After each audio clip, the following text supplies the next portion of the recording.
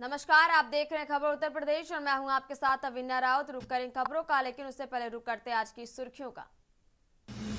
साहिब गुरु गोविंद सिंह जी का प्रकाश पर्व आज DAV inter college में कार्यक्रम का आयोजन होगा। सुबह 11 बजे सीएम योगी कार्यक्रम में शामिल होंगे।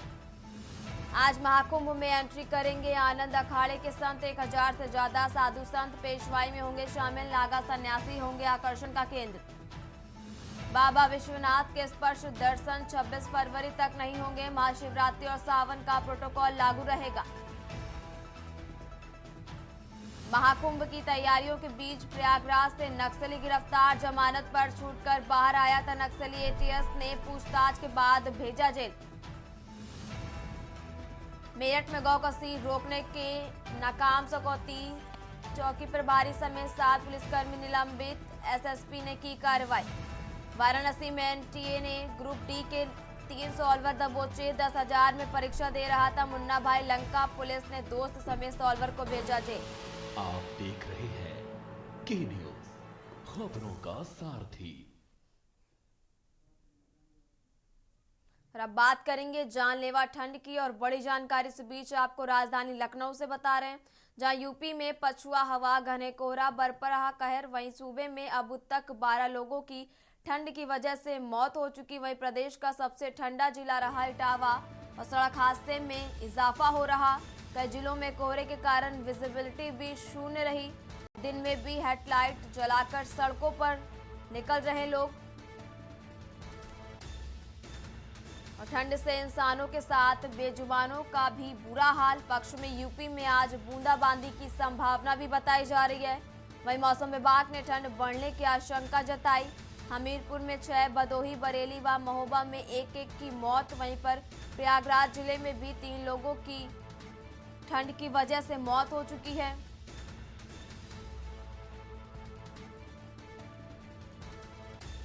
और एक बड़ी जानकारी आपको बता रहे, जहां मौसम विभाग ने ठंड बढ़ने की आशंका जताई।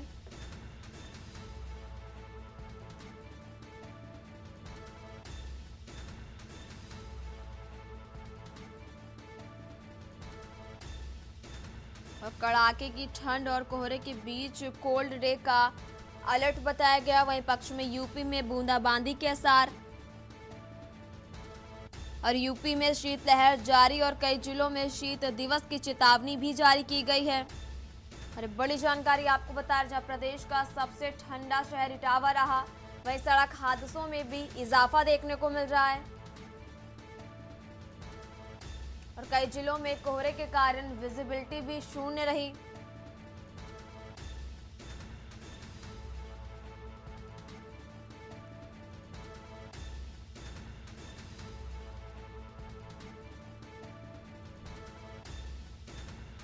और मौसम विभाग ने चेतावनी दी है कि अभी प्रदेश में शीत लहर का जो कहर है वो लगातार जारी रहेगा।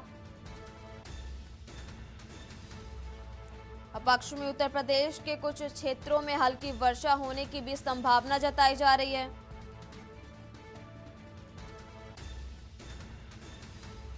और ठंड से राहत मिलने की कोई उम्मीद नहीं है। अरे बड़ी जानकारी आपको बता रहे हैं, जहां यूपी में पछुआ हवा, घना कोहरा बरपा रहा कहर और सूबे में अब तक 12 लोगों की ठंड की वजह से मौतें हो चुकी। और एक बड़ी जानकारी आपको बता रहे, जहां प्रदेश का सबसे ठंडा जिला इटावा रहा और सड़क हादसों में भी इजाफा हो रहा।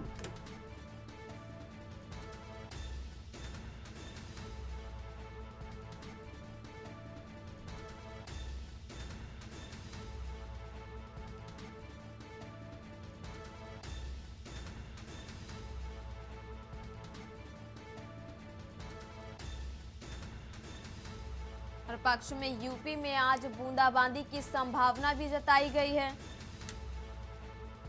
अरे बड़ी जानकारी आपको बता रहे, जहां पूरे यूपी में लगातार ठंड का कहर जारी है और मौसम विभाग ने ठंड बढ़ने की आशंका भी जताई।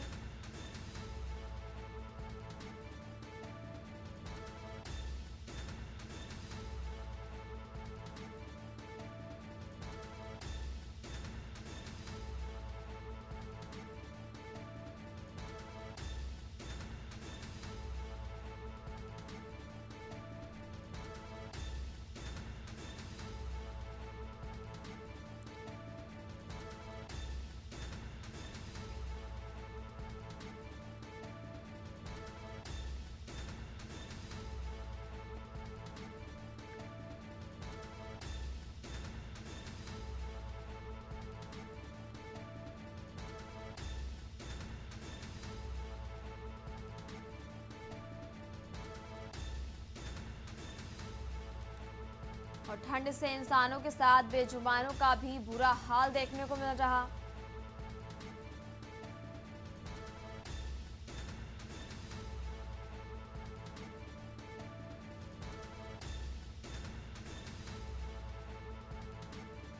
और मौसम विभाग ने ठंड बढ़ने की आशंका भी जताई।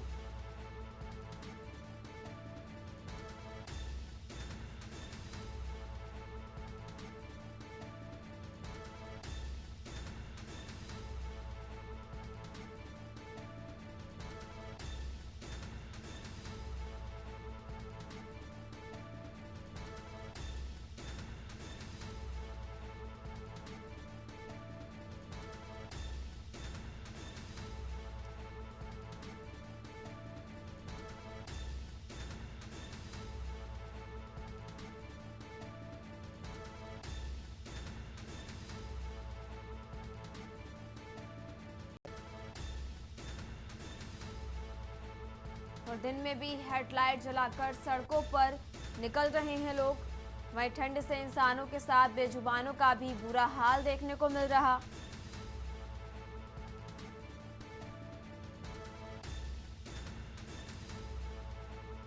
और हमारे साथ बातचीत के लिए कई जिलों के संवाददाता हमारे साथ जुड़ गए। सबसे पहले रुक करते हैं राजधानी लखनऊ का।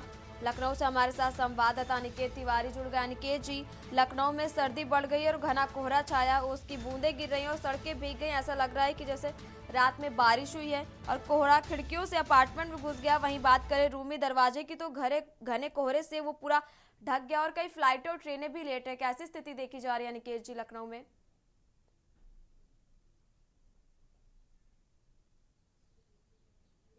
देखिए अवन्या, अगर बात की जाए ठुठुराते मौसम की तो कहीं ना कहीं ठुठुराता जो मौसम है वो अपनी दस्तक दे चुका है।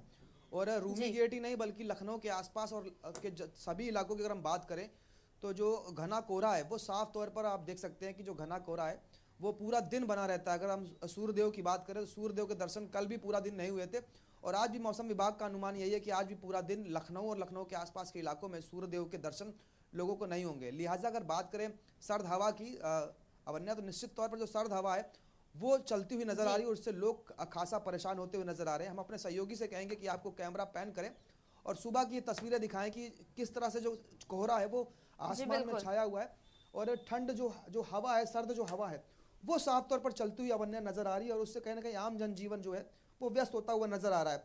अगर हम यातायात की बात करें तो चाहे ट्रांसपोर्टेशन में चाहे आप बसों की बात कर लें या ट्रेनों की बात कर लें या हवाई मार्ग से चलने वाले प्लेन्स की बात कर लें तो सभी में कहीं ना कहीं लेट लतीफ़ी देखने को मिल रही है। इसके साथ ही अगर हम बात करें स्वास्थ्य व्यवस्था की तो निश्चित तौर पर इस बदलते मौसम में कहीं ना कहीं जो छोटे बच्चे हैं और जो बुजुर्ग हैं, जो सांस के मरीज हैं, उनके लिए खासा ये बदलता मौसम परेशानी का सबब बनता हुआ नजर आ रहा है वन्या।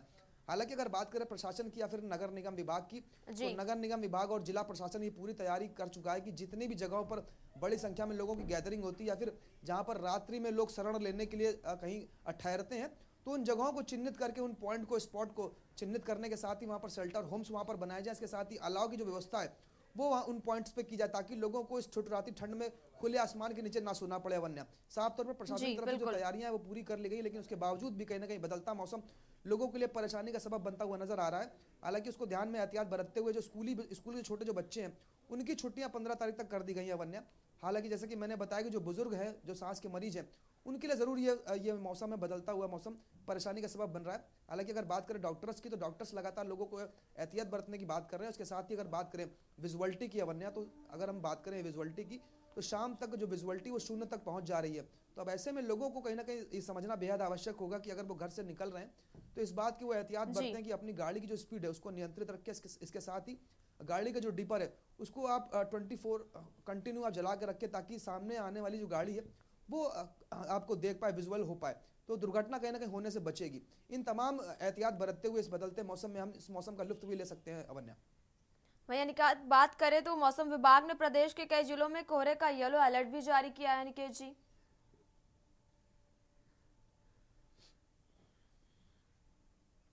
बिल्कुल, देखिए अवन्या, अगर हम बात करें उत्तर प्रदेश की तो उत्तर प्रदेश में जो घनी आबादी वाले जो जगह हैं जहाँ पर घने जंगल हैं या फिर जो तराई वाले जो क्षेत्र हैं, हम गोरखपुर की बात कर लें, संत कबीर नगर की बात कर लें, कानपुर की बात कर लें, बहराइच की बात कर लें, श्रावस्ती की बात कर लें ये तमाम वो जगह हैं जहाँ पर घना कोहरा, पीलीभीत की अगर हम बात कर ले तो इन जनपदों में कहीं ना कहीं जो जंगल हैं वो अधिक संख्या में है। इसके साथ ही जो नदियाँ हैं, उन नदियों के आसपास के जो इलाके हैं वहाँ पर जो घना कोहरा है वो देखने को मिलेगा। मौसम विभाग की अगर हम बात करें अवन्या, तो मौसम विभाग का ये अनुमान है कि आने वाले कुछ दिनों तक कहीं ना कहीं जो ठंड है वो इसी तरह से पड़ती रहेगी और जो घना कोहरा है वो अलग अलग जनपदों में ऐसा देखने को मिलेगा। हालांकि दृश्यता की अगर बात करें तो दृश्यता अलग अलग जनपदों में 0 तक आकी गई है। अगर हम लखनऊ की अगर हम अन्य बात कर ले तो बीते कुछ दिनों से लखनऊ की जो दृश्यता शाम के समय की है और सुबह तक, देर सुबह की अगर बात करें तो 0 तक आकी जा रही है।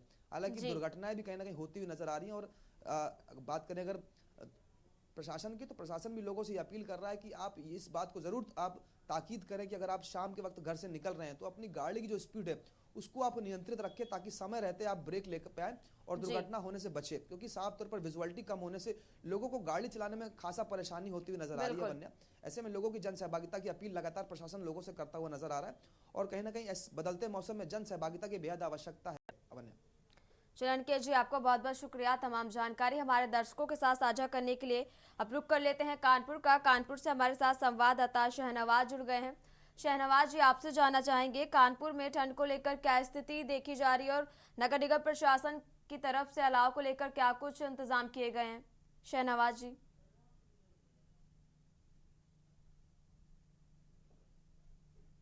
कोल्ड ठंड है तो सबसे ज्यादा कानपुर का ठंड बताया जा रहा है।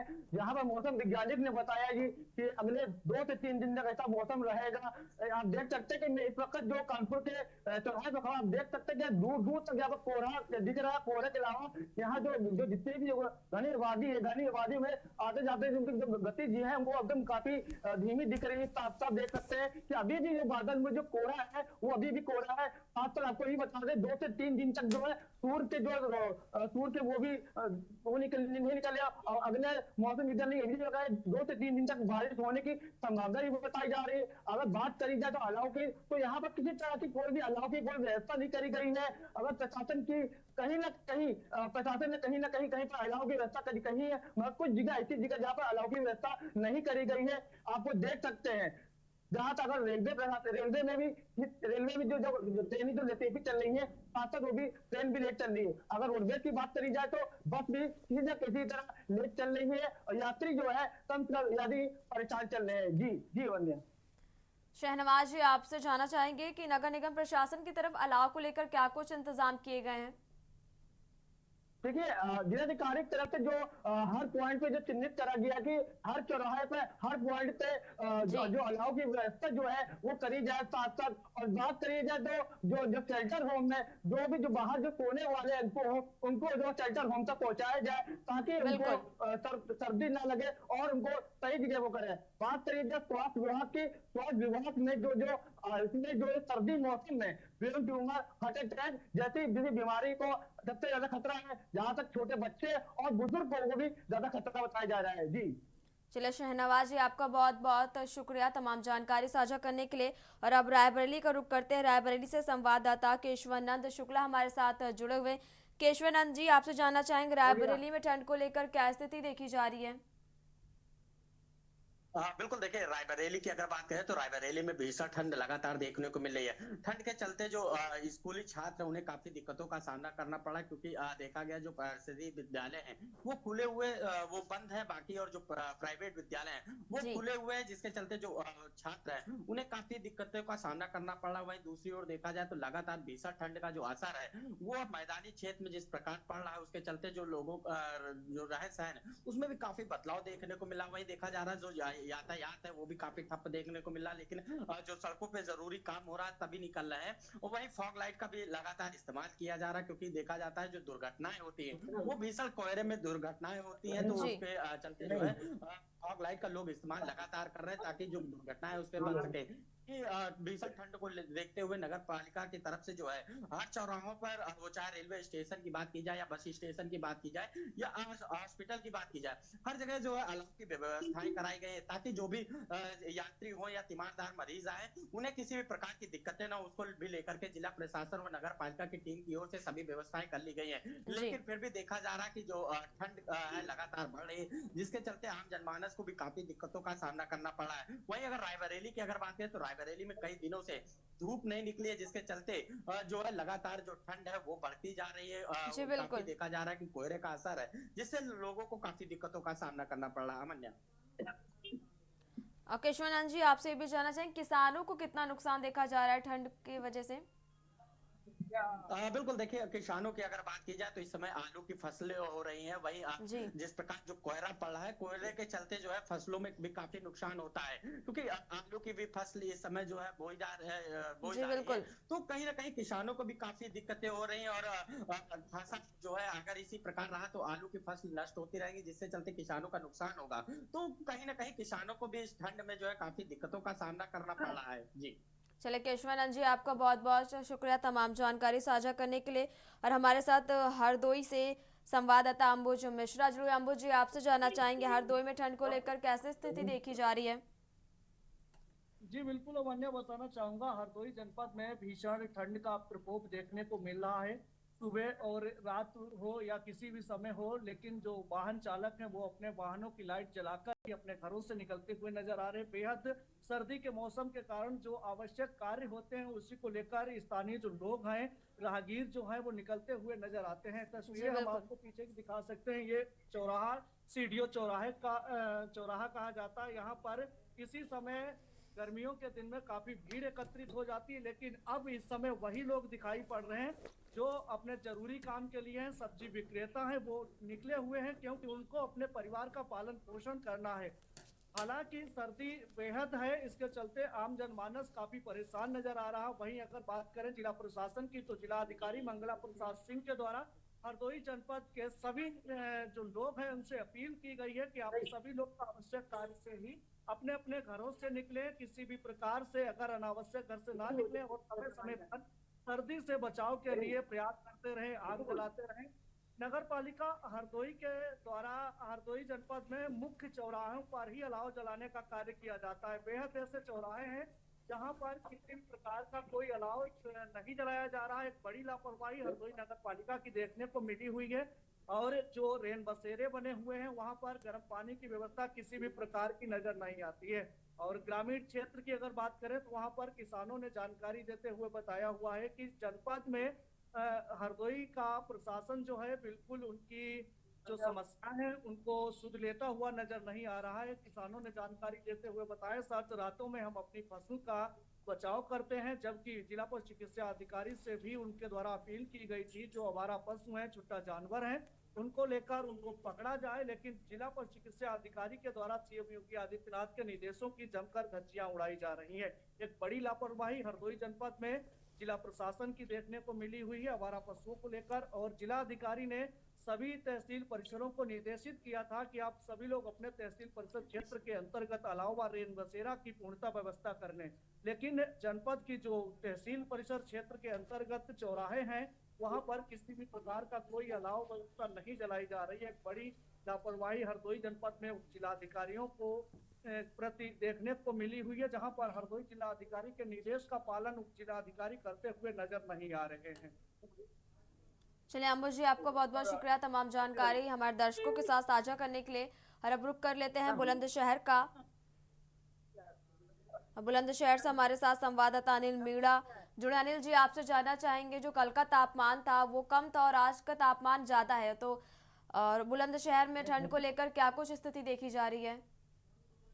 जी देखिए अविंदा, बिल्कुल मैं आपको बता दूं, जनपद बुलंदशहर की अगर बात करते हैं, जनपद बुलंदशहर में लगातार सर्दी का प्रकोप बढ़ता हुआ जा रहा है। सर्दी की अगर बात करें, लगातार सर्दी में जिस तरह से अगर देखा जा रहा है तो आज कोहरा तो जनपद बुलंदशहर में देखने को नहीं मिला है। लेकिन अगर बात की जाए आसमान में घने बादल जरूर छाए हो और शीतलहर चल रही है। तेज हवाओं की अगर बात की है तो करीब अगर 20-25 किलोमीटर रफ्तार की हवा से जिस तरह से तेज हवा चल रही है तो उससे कहीं ना कहीं लोगों को काफी ठंड सता रही है। और आसमान में जो बादल घने छाए हुए, अगर बात किया जनपद बुलंदशहर में, क्योंकि जनपद बुलंदशहर एनसीआर का क्षेत्र है और एनसीआर के को लेकर बात किया हर बार अगर बात किया सर्दी की या गर्मी की बात करें तो सबसे ज्यादा जो दिल्ली के सटा होने की वजह से जनपद बुलंदशहर में काफी दिक्कतों का सामना करना पड़ता है। और बात की जाए प्रशासन की तरफ से, तो प्रशासन की तरफ से अभी मैं आपको बता दूं, जनपद बुलंदशहर में 22 रेन बसेरे बनाए गए और 22 रेन बसेरे बनाने के साथ साथ जो अलाव के जो पॉइंट बनाए गए वो 236 अलाव पॉइंट बनाए गए। लेकिन अगर प्रशासन की बात के द्वारा अगर बात माना जाए तो जो 236 जो अलाव के जो पॉइंट बनाए गए वो बेहद बहुत कम है, क्योंकि जिस तरह से लगातार सर्दी का जो प्रकोप बढ़ा है उसको देखते हुए प्रशासन को अलाव के पॉइंट बढ़ाने चाहिए,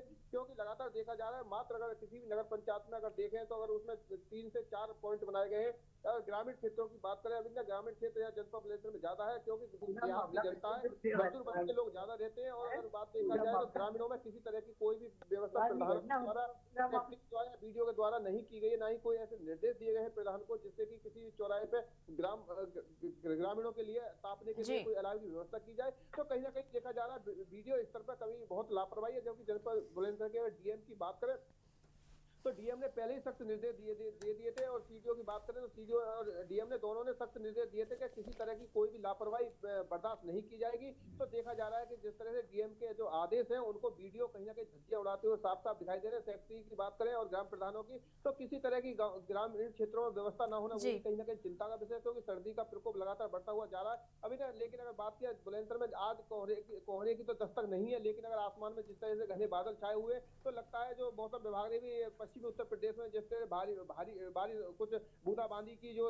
शंका जताई है, तो उसको लेकर हो सकता है कि कहीं ना कहीं बारिश हो सकती है। लेकिन जिस तरह से आसमान में जो बादल छा रहे हैं, तो उससे कहीं ना कहीं अगर बात किया किसानों की अभी, तो किसानों को भी लिए भी एक चिंता सता रही है कि अगर बरसात होती है तो किसानों के लिए भी कहीं ना कहीं फसलों में काफी नुकसान हो सकता है। क्योंकि इस समय अगर बात की जाए तो इस समय जो लाहा की फसल है वो पूरी तरह से फूल पे आई हुई है। अगर बरसात होती है तो फूल झड़ जाएगा, और फूल झड़ने पर फली नहीं आ पाएगी, तो पैदावार में भी बहुत कहानी लाहा में हो सकती है। और आलू की बात की तो अगर बरसात पड़ती है और बरसात पड़ने के बाद में आलू में कहीं ना कहीं जो गलन है वो पैदा होगी, और गलन होने से किसानों को आलू में भी बहुत नुकसान है। और मटर की फसल की बात करें तो मटर की फसल में भी अमिन्या कहीं ना कहीं बहुत नुकसान, अगर इस तरह से बरसात होती है तो कहीं ना कहीं मटर में भी किसानों को भारी नुकसान बैठ सकता है। क्योंकि लगातार देखा जा रहा था सब्जी की अगर बात करें, फिलहाल सब्जी के भी जो रेट है वो कहीं ना कहीं आसमान छू रहे हैं। क्योंकि अनिल जी, वहीं आपसे ये भी जानना चाहेंगे, ओलावृष्टि पड़ने से आलू की जो खेती है उस पर कितना असर देखने को मिल रहा है?